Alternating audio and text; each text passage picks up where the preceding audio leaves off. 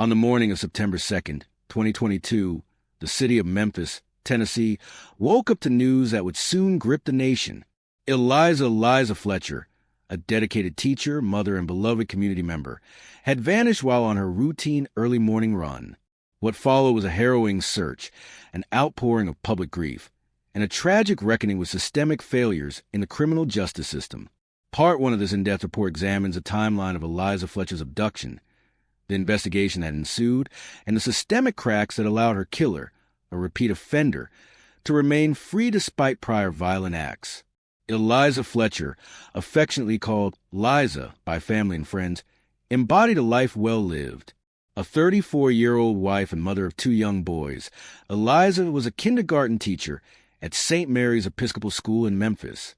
Her warmth, boundless energy, and devotion to her students made her a beloved figure at the school and beyond. She came from a well-known Memphis family with deep community roots. A graduate of Baylor University and Belmont University, she held a master's degree in teaching and was known for her hands-on approach in the classroom, whether reading aloud during circle time or coaching children through early math and literacy skills. She gave her students love and structure in equal measure. She was also an avid runner. Eliza's daily 4 a.m. jogs near the University of Memphis were a testament to her discipline and passion for fitness. Her routines were well known, especially to those who saw her regularly on those early morning runs. Eliza's life was one marked by joy, faith, and compassion. But on one tragic morning, all of that came to a sudden end. On Friday, September 2nd, 2022, Eliza left her midtown Memphis home around 4 a.m. to begin her usual morning jog along Central Avenue near the University of Memphis. Dressed in a pink sports bra and matching running shorts, she followed her familiar route. But that morning, she never returned home. At approximately 4:20 a.m., surveillance cameras captured footage of a dark-colored SUV approaching Eliza near the corner of Central and Zach Curlin. A man exited the vehicle and ran aggressively toward her. After a brief but violent struggle, he forced Eliza into the vehicle and drove off. A passing cyclist later found Eliza's phone and water bottle strewn near the abduction site. Most notably, investigators also recovered a pair of Champion sandals, later identified as belonging to the suspect. By 7 a.m., Eliza's husband, Richard "Richie" Fletcher, reported her missing after she failed to return and didn't answer calls or texts. The Memphis Police Department initiated a rapid and high-priority search.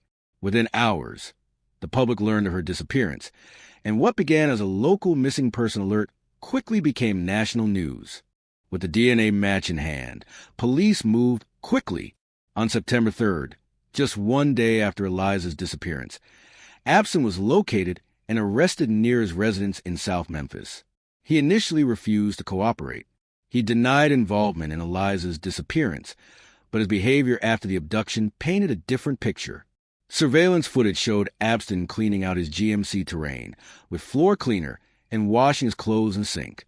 Witnesses, particularly his brother, Mario Abston, reported seeing him act very strange, and Mario later testified that Cleotha was frantically cleaning the SUV.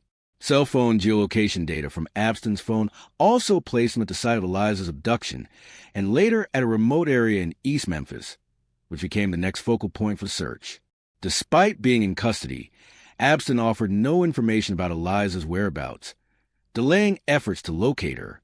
After days of exhaustive searching, Memphis police received a tip pointing them to a vacant property on Victor Street in South Memphis. The location aligned with data from Abston's cell phone. On September 5th, 2022, officers searched behind a dilapidated duplex and discovered a body rolled in a trash bag behind a set of concrete stairs. A discarded trash bag nearby contained pink running shorts. Tragically, the remains were confirmed to be Eliza Fletcher. An autopsy revealed that Eliza had been shot in the back of the head. Additional evidence of sexual assault was found. Traces of fentanyl and other drugs were also detected in her system, although the origin and impact of those substances remain uncertain. The revelation that she had likely endured a prolonged and violent ordeal before her death devastated the community. Vigils were held throughout Memphis as friends, family, and strangers alike mourned the senseless loss of a woman so beloved. As the investigation unfolded, Another bombshell emerged. While processing Abston's DNA, forensic analysts found a match to an unsolved rape from 2021. The victim, Alicia Franklin, had reported being raped by a man who lured her to an apartment under false pretenses after meeting on a dating app. She told police she had been blindfolded, raped at gunpoint, and threatened with death. Her rape kit was submitted, but remained untested for over a year. Alicia had even provided a physical description, a partial name, and a location of the assault, which should have made it possible to identify Abston earlier. But no follow-up investigation occurred and no arrest was made. It was only after Eliza Fletcher's murder that authorities matched Abston's DNA to Alicia Franklin's rape kit. The connection was infuriating for many, not least Alicia herself, who later filed a lawsuit against the city for negligence.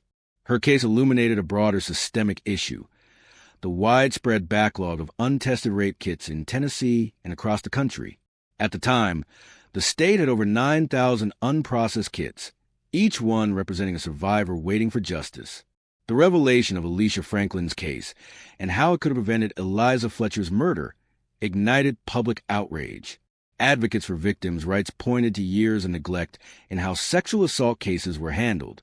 Critics slammed the Memphis Police Department and the Tennessee Bureau of Investigation for allowing a known predator to remain free. Eliza's death was no longer seen solely as a random act of violence. It became emblematic of systemic indifference toward victims of sexual violence, especially women of color. Alicia Franklin's story received widespread media attention, and many observers noted that her case may have remained in obscurity were it not for Eliza's high-profile murder. Lawmakers and law enforcement agencies were forced to confront uncomfortable truths about funding, prioritization, and systemic bias in handling violent crimes. Following the swift arrest of Cleotha Abston, the legal machinery of Tennessee began moving to prosecute one of the most high-profile cases in Memphis history. From the start, prosecutors made clear they intended to seek the maximum penalties available under state law. Abston, already a convicted felon, now faced a series of charges stemming not only from Eliza Fletcher's abduction and murder, but also from an earlier unsolved rape case whose resolution was tragically delayed. On September 6, 2022, Abston was arraigned on initial charges of kidnapping and tampering with evidence. Additional charges, first-degree murder, aggravated rape, and unlawful possession of a weapon, followed as forensic evidence was processed and the results of Eliza's autopsy came to light. In a separate development, DNA recovered from Alicia Franklin's 2021 rape kit was definitively matched to Abston, leading to a separate indictment in that case as well. Abston pleaded not guilty to all charges at his initial hearings. His court-appointed defense attorneys made efforts to suppress key pieces of evidence, including the surveillance footage showing the abduction and the DNA from the champion sandals found at the scene.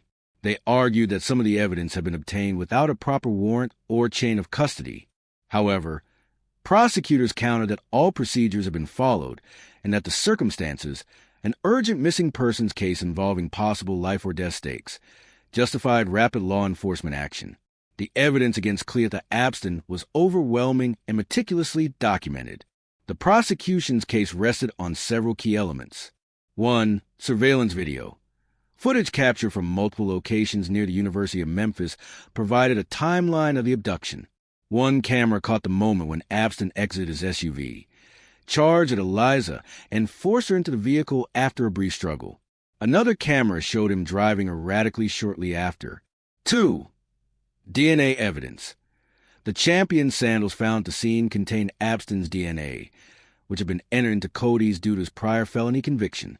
Additionally, DNA under Eliza's fingernails and in other forensic samples from the crime scene and her body provided irrefutable confirmation of his involvement. 3. Cell phone data. Abston's phone records placed him at the location of the abduction and later at the site where Eliza's body was eventually found. Geolocation pings revealed movements consistent with disposing of evidence and attempting to clean the vehicle. 4. Witness testimony.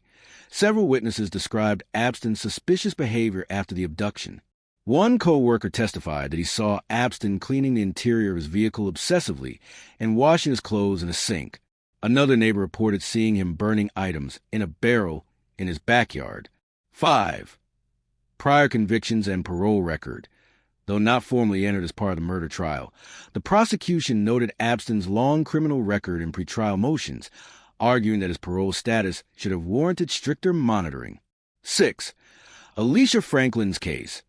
Prosecutors successfully petitioned to consolidate Alicia Franklin's rape case with Eliza's murder trial, under the argument that it demonstrated a pattern of violent sexual assault. This move was controversial, but ultimately upheld.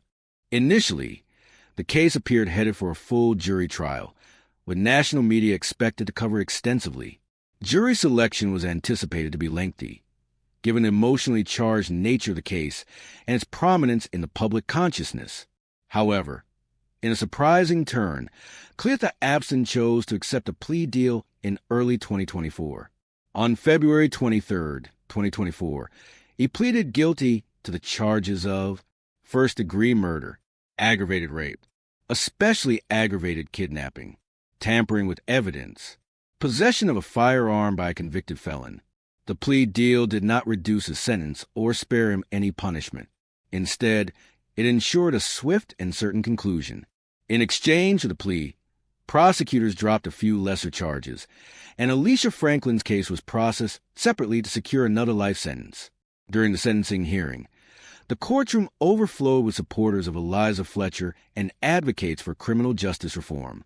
As Cleotha Abston stood silently in shackles, family members and friends of Eliza delivered powerful victim impact statements that left few in the courtroom untouched. Richie Fletcher, Eliza's husband, spoke of the unbearable grief of explaining to their children that their mother was never coming home. He described Eliza as a light in their lives, a woman who brought energy and compassion to everyone she met. My wife was running toward life every day. You stopped her in her tracks. But you cannot stop her legacy.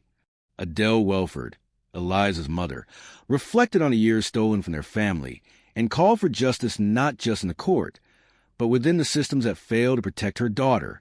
Liza was the kind of daughter every mother dreams of, and she was failed not just by this man, but by a system that let him go free without consequence.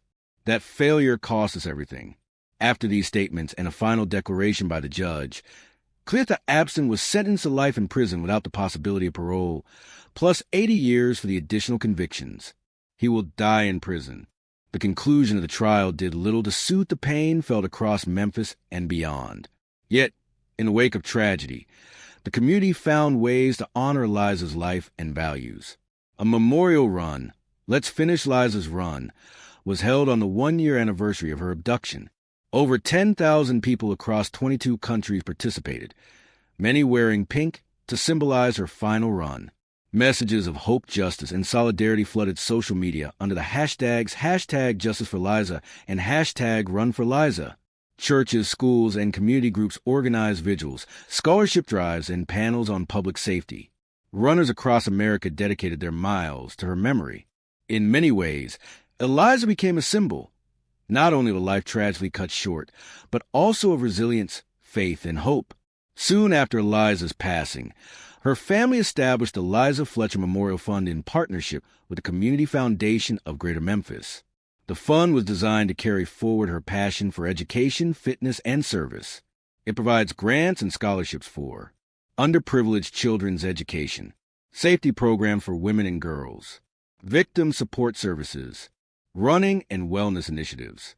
The fund has raised over $750,000 since its inception and continues to be supported by donations from across the nation.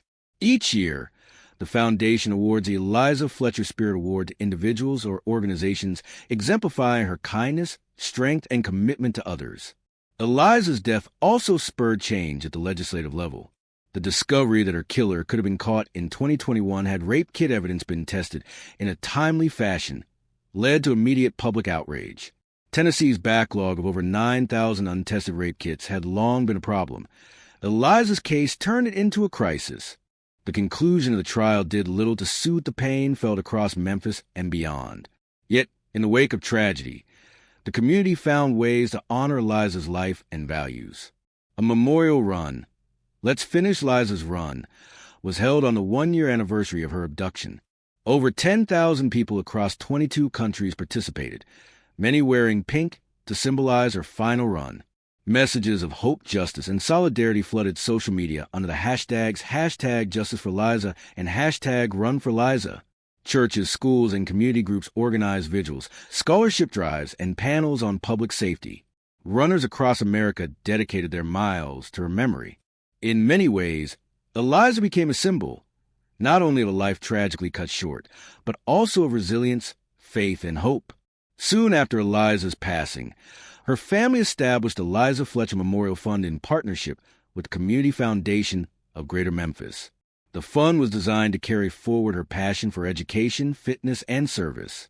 It provides grants and scholarships for underprivileged children's education, safety programs for women and girls, victim support services, running and wellness initiatives. The fund has raised over $750,000 since its inception and continues to be supported by donations from across the nation. Each year, the foundation awards the Eliza Fletcher Spirit Award to individuals or organizations exemplifying her kindness, strength, and commitment to others. Eliza's death also spurred change at the legislative level.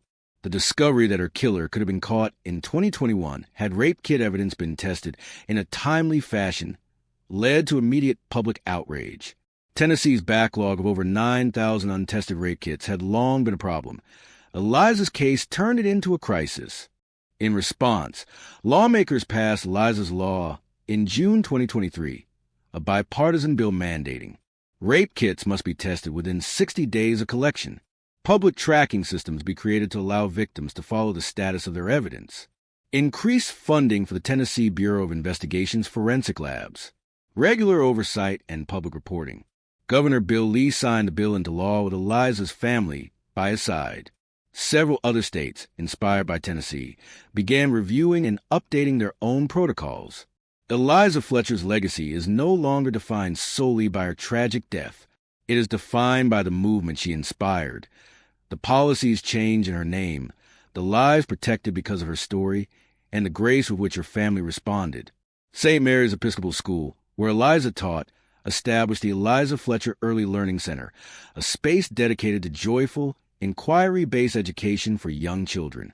The playground was named Liza's Field, and every year on her birthday, students released balloons and read books from her favorite collection.